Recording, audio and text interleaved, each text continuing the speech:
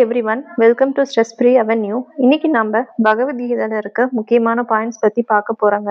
நாம ரொம்ப யோசிக்கிறோம், ஆனா கீதை கிளியரா சொல்ற விஷயத்த பத்தி நம்ம பார்க்க போறோம். கடமையை பண்ணுங்க, ரிசல்ட் பத்தி கவலைப்படாதீங்க. நீங்க எஃபர்ட் போடாம என் லைஃப் சேஞ்ச் ஆகுமான்னு கேட்டா சேஞ்ச் எப்படிங்க வரும்? பயம், டவுட், ஓவர் திங்கிங், இது எல்லாம் தாங்க நம்மளோட எனிமி. நம்ம மைண்டு தாங்க நம்மளோட எனிமி.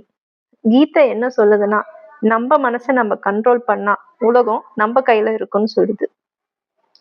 சக்சஸ் வந்தா நம்ம ஓவரா சீன் போடக்கூடாது. ஃபெயிலியர் வந்தா உடஞ்சு போய் உக்காந்து அழுவக்கூடாது.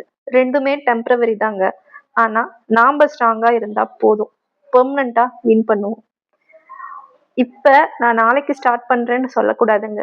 இன்னைக்கே ஸ்டார்ட் பண்ணணும். நாம நின்னா லைஃப் நிற்கும், நாம நடந்தா லைஃப் திரும்பும். கடமையை பண்ணணும், கலங்காம முன்னாடி போ.